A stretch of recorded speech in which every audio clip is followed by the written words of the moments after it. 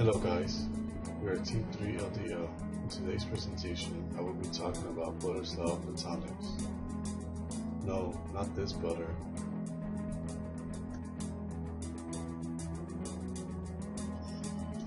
This law didn't come from good old butter either, but rather the man, Gary Butter. He probably looks like this guy, or maybe this guy, who knows? Maybe he even looks like one of these guys. So who is Gary Butter? Butter was a former president of Nortel, American Division, chairman of the board of AGCS, a joint manufacturing venture of AT&T and GTE. He was also president of AT&T's Network System Global Public Networks Development and Manufacturing Divisions. Most important of all, Butter was former president of Lucent Technologies' North American Marketing, Sales and Services Unit, now known as Alcatel-Lucent. Alcatel-Lucent is a leader in mobile, fixed, IP, and optic technologies, and a pioneer in applications and services that operate in 130 countries. While at Lucent, Mr. Butters formed the Optical Networking Group and became its first president. Alcatel-Lucent includes Bell Labs.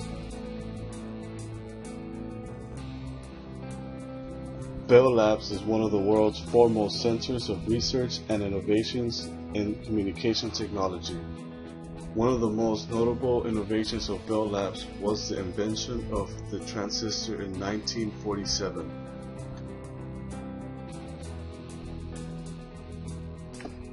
During the course of his career, Gary Butter formed the Law of Photonics, or what is now known as Butter's Law of Photonics.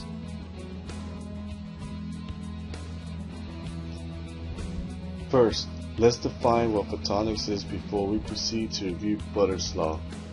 Photonics is integral to the ideology put forward by Gary Butters.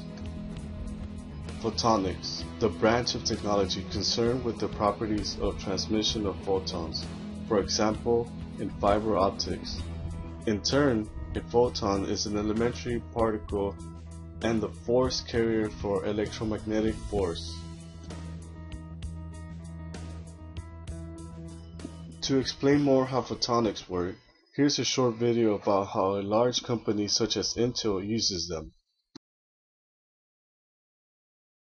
After years of innovation in silicon photonics, Intel Labs is proud to announce the 50-gig silicon photonics link, an optical communication system and major advancement towards terabit per second data transfer.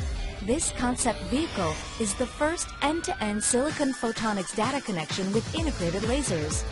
The one-piece silicon transmitter uses hybrid silicon lasers and modulators to turn data into light pulses, and a multiplexer to combine the pulses into a single signal, which travels across a simple fiber optic cable to a silicon receiver, where a demultiplexer divides the signal back into separate channels, and photodetectors turn the light back into data.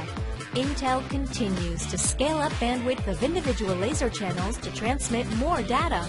And by adding channels using different colors of parallel light, bandwidth could be scaled out to more than 1 terabit of data per second over a single fiber. And the fully integrated silicon-based unit allows for the benefits of the CMOS high-volume manufacturing process. This link can eliminate data bottlenecks and enable design innovation. Data centers can be reformed into efficient banks of computing and memory that are more flexible, scalable, and manageable, and can replace the messy yellow wall of cables with just a few. Consumers would be able to enhance their mobile system capabilities by plugging into HyperDocs. The 50-gig silicon photonics link, moving forward at the speed of light.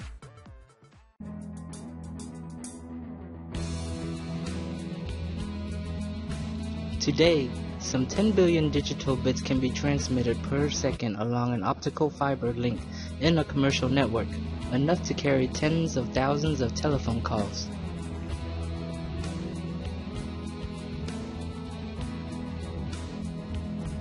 All of this is relevant to Butter's Law because Butter's Law of Photonics states that the data coming out of a fiber optic cable doubles every 9 months.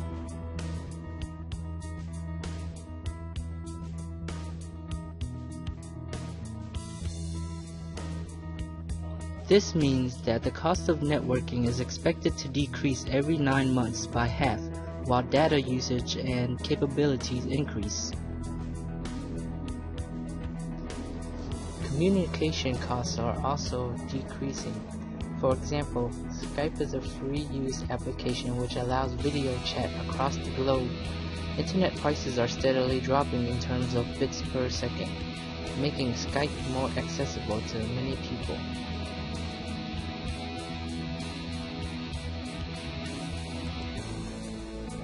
Butter's law is derived from Gordon Moore's law, or Moore's law, which has actually been the root of a few other laws which I will discuss later.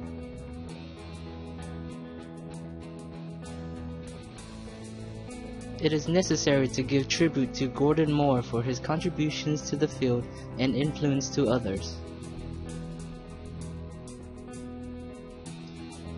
So what is Moore's law?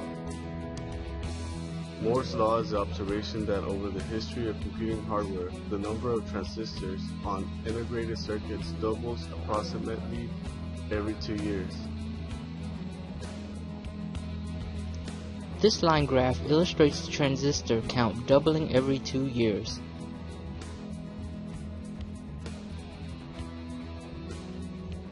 Here, you can see how data storage has changed over time. The left side of the picture shows a 2 GB storage by IBM in 1980, with the cost ranging from $600,000 to over $1 million and weighs over 4,000 pounds.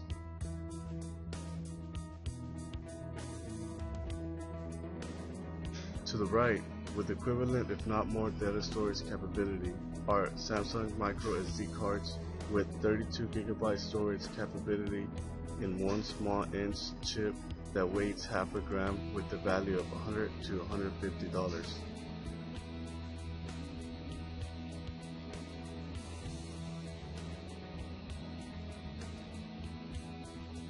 Going by Butter's law, by the year 2020, fiber optic cables will be able to transmit trillions of digital bits. For the photonics companies that serve the semiconductor industry, this doubling every 9 months defines the need to be able to resolve and measure ever smaller features at an ever shrinking cost. There are signs that it may be getting too hard to continue to pull off. As a student, I would like to see internet prices drop as low as they can.